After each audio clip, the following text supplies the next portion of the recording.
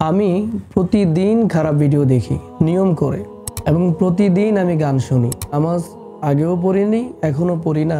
আমার প্রত্যেকটা চলাফেরা ইসলামের বিপরীত। এখন আমি চাই ভালো হতে, কিন্তু আমি পারি না। আমি চাই অনেক কিছু বাদ দিতে, কিন্তু দিতে পারি না। আমার পরিবর্তন আমি করতে চাই, কিন্তু চেয়েও আমি পারি না, আমার পক্ষে সম্ভব হয় না।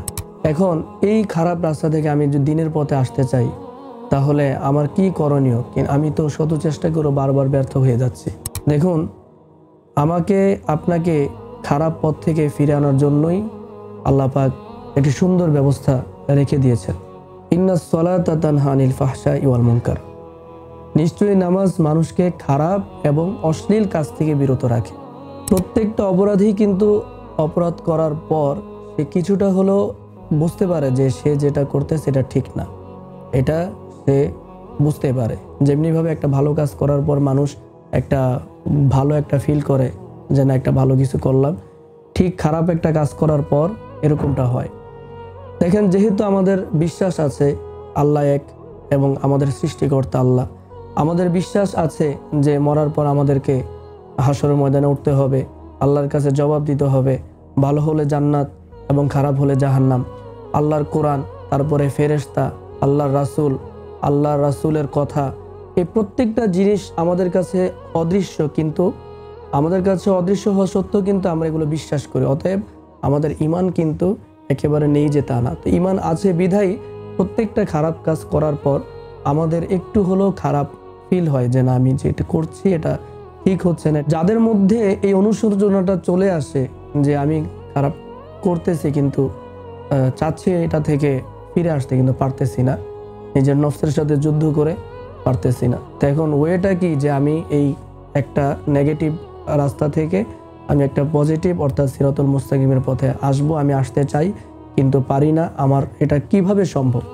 তো রব্বুল আলামিন যেহেতু বলেছেন ফাহশাই ওয়াল মুনকার, খারাপ এবং অশ্লীল কাজ থেকে নামাজ কিন্তু মানুষকে বিরত রাখে।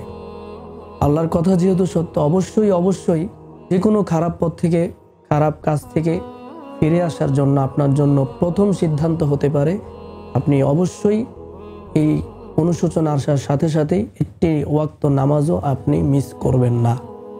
এটাই হলো আপনার জন্য সবচাইতে বড় সাজেশন, এবং এই সাজেশনটি আমার নয়, এই সাজেশনটি কিন্তু স্বয়ং আল্লাহর। এবং আপনি যদি নামাজ প্রতিনিয়ত পড়তে থাকেন, জামাতের সহিত চেষ্টা করবেন তাকবীরুল উলা, অর্থাৎ ইমাম সাহেব যখন আল্লাহু আকবার বলে নিয়ত বাঁধে, তাকবীরুল উলার সাথেই নামাজ পড়ার জন্য। এভাবে যদি আপনি 40 দিন নামাজ পড়েন, টানা 40 দিন, তাহলে আপনার ওই খারাপ অভ্যাসটি আর থাকার কথা না। আপনার অন্তরে আর খারাপ কোনো চিন্তা ভাবনা থাকার কথা নয়। যদি আপনি দিল থেকে, মন থেকে নামাজ পড়েন, আপনার নামটি সাধারণ ওলিদের খাতায় আল্লাহ পাক উঠিয়ে নেবেন। সমস্ত খারাপ কাজ আপনার কাছ থেকে বন্ধ হয়ে যাবে, এটা আল্লাহ পাকের ওয়াদা। এবং কি আপনার আমার মতো এরকম অনেক খারাপ আজকে ইউথ পিপল যারা এই ধরনের কাজে লিপ্ত ছিল, তারা কিন্তু অলরেডি সলাতের মাধ্যমে এই পথ থেকে ফিরে আসতে পেরেছে। এই জন্য সলাতটাই হলো আমাদের সবচাইতে প্রথম চয়েস। সলাতের মাধ্যমেই আমরা আমাদের খারাপ কাজ থেকে ফিরে আসতে পারবো।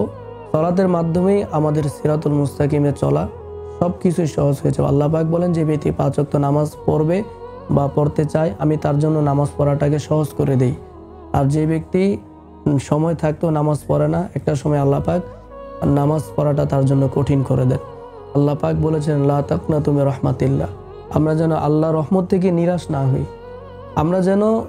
না হই, আল্লাহ পাক আমাদেরকে মোটিভেশন দিচ্ছেন, আমাদেরকে আল্লাহ পাক আশ্বস্ত করছেন, আমরা যা করেছি তো করেছি, যখনই আমার ভিতর অনুশোচনা এসেছে সব ছেড়ে আমি আল্লাহর পথে ফিরে আসলাম।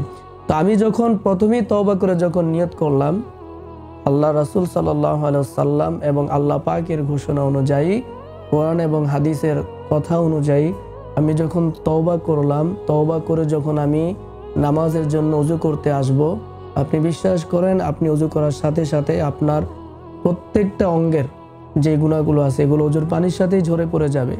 এতদিন তো শুধু সগীরা গুনাহগুলো ঝরছে, এখন কবিরা গুনাহগুলো ঝরবে। আপনি যখন অনুতপ্ত, অনুশোচিত হয়ে আল্লাহর দরবারে যখন 2টা হাত তুলে দিবেন, তখন আপনার গাল বেয়ে 1 ফোঁটা পানি বেয়ে আপনার গলাতে আসার আগেই আপনার জিন্দেগির গুনাহ আল্লাহ মাফ করে দিবেন। এবং এটা আমার কথা না, এটা স্বয়ং আল্লাহ এবং আল্লাহ রাসূলের কথা। এজন্য বিশ্বাস রাখুন যে আপনি যেটাই করছেন না কেন, আপনি যদি 5 ওয়াক্ত নামাজ পড়েন, আপনার খারাপ অভ্যাসগুলো থেকে আপনি ফিরে আসতে পারবেন। এজন্য প্রিয় যুবক ভাইয়েরা, খারাপ ভিডিও দেখা, খারাপ গান শোনা, সময় নষ্ট করা এবং শুধুমাত্র দুনিয়া নিয়ে পড়ে থাকা, এই ধরনের সমস্ত জান্নাত বিমুখ কাজ থেকে যদি আমরা আল্লাহমুখী হতে চাই, অবশ্যই আমাদেরকে 5 ওয়াক্ত নামাজ পড়তে হবে। আল্লাহ পাক যেন আমাদেরকে 5 ওয়াক্ত নামাজ পড়ার তৌফিক দান করেন। আমিন।